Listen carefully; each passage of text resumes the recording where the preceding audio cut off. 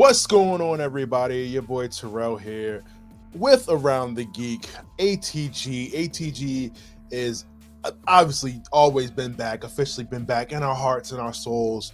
But no, seriously, I'm back. I'm on a regular schedule. I know you've probably seen me floating around the internet, working with BGB, doing big interviews, stuff like that. But no, I am back with Around the Geek. Around the Geek is now going to be the passion of my life. Or I'm sorry, is the passion of my life, and I'm going to continue to bring you content with this review for Mission Impossible Dead Reckoning, which I did have the pleasure of going to the screener for, seeing that, about like a week out or so.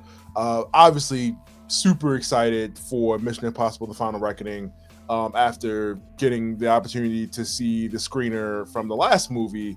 And obviously had a lot of thoughts as to, how this was going to end, what it was going to be. Would it be the send-off after 30 years of Mission Impossible movies? How would this end? You know what I mean? Because there's not a lot of spy movies out there right now in the world, which is one of my favorite genres. Your James Bond, your Match from Uncles, your Mission Impossible. So we don't get a lot of like fun spy stuff these days. But I'm glad that we do here. But before obviously, if you guys seen the last Mission Impossible, this was initially supposed to be a 2-part movie. This is supposed to be Dead Reckoning Part 1 and 2, which they then went and changed the subtitle to The Final Reckoning, which I'm like, okay, it does nothing to disturb. I mean, I guess in terms of marketing is probably a little bit better, trying to separate those two movies and obviously give them all different titles. But this particular movie, Our Lives Are the Sum of Choices, Tom Cruise is back one last time as Ethan Hunt in The Final Reckoning. If you saw the last one, we're still dealing with the fallout of the entity, which is AI, scary, which is taking over pretty much everything, controlling governments, messing with people. People are paranoid, they're scared. We're pretty much on the brink of nuclear, obviously fallout. We're trying to like every spy movie, like the point is to avoid some type of nuclear situation, like the big boss, like, is always threatening to blow up the world. And here is, Metal Gear Solid Snake, Ethan Hunt, James Bond to stop whatever the nuclear apocalypse is. But before I talk about this movie, I feel like I have to mention just where we've come from. Like I said, I feel like when I came into the series, like I was 96, so I was however old I was at the time. So 1996, so it hasn't been quite 30, but I feel like I came in, and by the time I really got into it, like I came in like Mission Impossible 2 when I was younger, and then kind of worked my way up. So if you guys need to recap, Mission Impossible 1, Mission Impossible 2, Mission Impossible 3, Mission Impossible Ghost Protocol, Mission Impossible Dead Reckoning, Mission Impossible Fallout, and now with Dead Reckoning Part 1, and then The Final Reckoning. So I feel like they're gonna probably go back, like once they do like a full Blu-ray or a collector's edition, which I already own, which sucks. I have every movie except obviously like the last two, but I feel like if they go back and do it, like they're gonna do like probably a more prestige edition. I'm not that mad about it because I didn't spend like a bunch of money on the collection, probably like $30 for like 6 movies. But I would definitely buy it again as like a full collection. Now, with that said, kind of letting you know where we've come from, jumping into the review for The Final Reckoning, right? So we are picking right back up from where we left the Dead Reckoning. And like I said, we're dealing with the issues of the entity, the fallout of that, seeing if, the MIF is even basically needed anymore. I feel like that's constantly in question. Like, do we need the MIF? Is, where we are with nation security, which sucks, by the way, and in real life and fictional, with the nation security the way it is, do we need the MIF? who else in the world would be able to pretty much stop nuclear catastrophe for the 15,000th time other than Ethan Hunt and his team? But we're literally battling the computer. We're playing chess against the PC. We're trying to play the spy game against an entity, an AI that pretty much knows what you're gonna do, who's gonna do it, who to play, stuff like that. But overall, I must say, like, for this to be possibly the last movie in the franchise, because Tom Cruise is like 60 years old. I think we could put a bow on this particular project with everything that this movie does. I want to talk about the cast, right? So obviously Tom Cruise, Ethan Hunt. We got Haley Atwell as Grace. We got Ving Rhames coming back as Luther. You can't. I feel like you can't have Mission Impossible without Luther.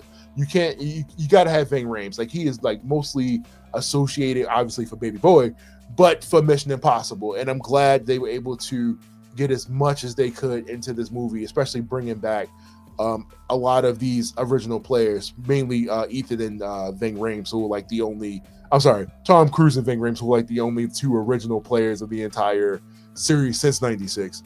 We got Simon Pegg coming back as Benji. I want to make sure I get this right. S.I. Morales, who is coming back as Gabriel. I swear he died in the first one. This is clearly not a spoiler, but like when I watched this, because they do a recap of the first movie. So if you didn't see it, which I don't know why you would watch this one without seeing the first one, but if you go back and watch the recap, you'll see that Gabriel was there. I'm like, maybe it's been a while. It's been like 2 years, but I just want Gabriel died. But anyway, S.I. Morales comes back. We got Palm Clementif, who, Guardians of the Galaxy. She's coming back as Paris. And then I'll just leave it there because, like I said, I don't want to spoil it for you guys. In terms of the story, I don't know how I would have ended this or what the story would have been. Obviously, this is a part 1, part 2 situation. This movie is like 3 hours, basically 3 hours. What would have I done? I feel like the only thing lacking in terms of the story is that I wish we had a better bad guy or a better situation, if you say. Like, I could Tom Cruise versus the AI, Ethan versus the AI, and then the people that follow it, that's cool, but I feel like it's not, like, you don't really, like, okay, like, it's not terrible, but I just feel like it lacks something there, not having a human player, which Gabriel is. Like, Gabriel is like serving the entity because he wants to take control of it and have ultimate power initially, which is what this entire thing is all about. Like, everybody wants to figure out a way to control the entity because they realize if they do that, they control the world. But like I said, in terms of the story, like, I just feel like Gabriel was meh. It served its purpose. I didn't hate it. I did like the race against the clock story. Typically, like, your Dark Knight, let's get the bomb out of the city. Typically, that doesn't always work, especially when you give a specific time limit, which I think this movie does. So you kind of thinking about that the whole time, like, okay, how much time do we have left? What are we able to do here? But yeah, the story is fine. The action, Tom Cruise going Tom Cruise. I feel like the action where we have seen more before in other movies, and I think that's maybe because we got a lot of story to tell and wrap up within 3 hours. It's a lot of action in it, but it's not a lot of action. As compared to, I think, other movies. Obviously, we have an older Tom Cruise here. He's not able to do as much, but he still does a good job. The fights are incredible. The stunts are incredible. Tom Cruise is a psycho hanging from a plane, as you see, like, in the poster, stuff like that. Honestly, I couldn't tell you if that was real or not. I could not tell you if that was real or not, but look, it absolutely looked beautiful. I saw this in IMAX at my screener.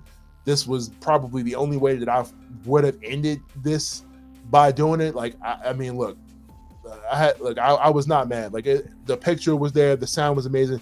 Almost rare, like, when I go to the movies, like, on our personal, like, like, outside of a screening situation, where, like, I feel like they just don't have the sound right all the time. When I come into a theater, like, I'm in the theater, I want the sound to pop. I wanted to blow my eardrum out. Like, I want to feel the gunshots. I want to feel the car crash.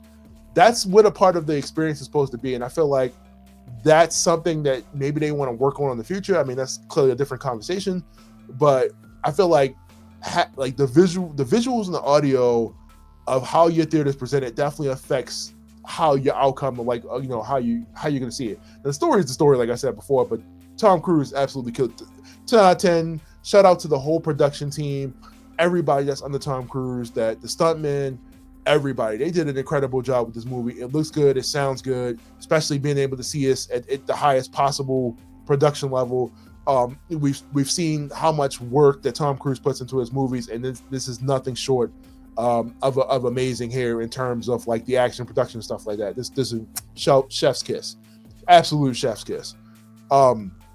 Like I said, the music is good. My only complaint, and this is not a spoiler, my only complaint is we don't get to hear enough of the classic theme throughout the movie. I feel like that's one of the things that really bugged me, because I was really wanting to hear it, and it was like low key there, but it wasn't there at the same time.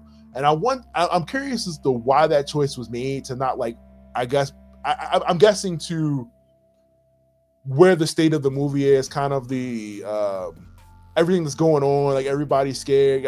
I'm guessing they didn't want to play it, for the artistic reasons or whatever the case may be. But that was probably like one of my few complaints I had about the movies. I was like, man, I really wanted to hear the theme. It's like watching James Bond and not hearing the 007 music. You know what I mean? I'm like, oh, okay. I feel like they kind of dropped the ball there. But other than that, the rest of the musical choices they used, the stuff they used to build the action, I thought that was all incredible. Very, very well done. Had no complaints there. They killed it. Overall, don't want to linger on it too long. I thought the movie was good. This is definitely something I want to watch again as it comes out, on the collection. I'm already in the process right now of watching the Mission Impossible movies again. I just got to 3, and I'm like, Mission Impossible 3 plays a vital part in this movie, which I didn't even think, like, okay, maybe I should watch Mission Impossible 3. Maybe they'll talk about something in this. So I will say, if you're going to see this, it definitely helps that you have watched all the movies, so you can kind of get some of the Easter eggs or the whatever the information, so you're not confused as to what's going on. I'm not going to spoil that for you guys, but like I said, Mission Impossible, obviously the Final Reckoning is 100% worth your time. If you have the ability to go see it in IMAX or a really good format, I really recommend it. Like I said, the cast is amazing. My girl Angela Bassett coming back in as the president. Look, they can put her in the president and everything. I'm cool with that. But no, she does an incredible job.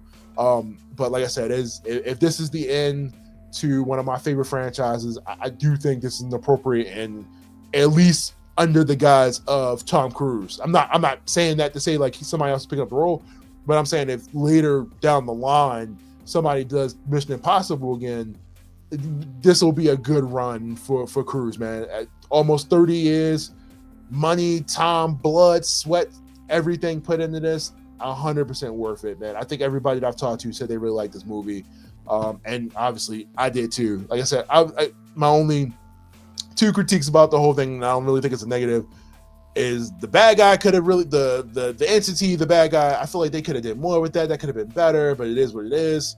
And I wish they would have used more of that theme. That's the thing I can say. I'm not going to spoil anything, but that's my 2 takeaways. I think you will enjoy it. If you're a Mission Impossible fan, if you're a spy movie fan, you will definitely love this movie. But on that note, go check out Mission Impossible in theaters. In theaters. Make sure you go see that now. Make sure you go see it while it's still in. Support. Tom Cruise put a lot of money and time into this. Please support.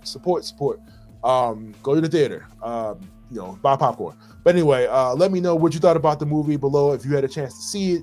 Like I said, ATG is back. We're going to be cracking these reviews. I'm on it. Video games, movies, TV, anything I can get my hands on to talk about, to engage, boxing, whatever. We're going to be here. But leave me a comment about Mission Impossible, The Final Reckoning. Let me know what you thought. And then I will see you guys next time for another review on ATG. See ya.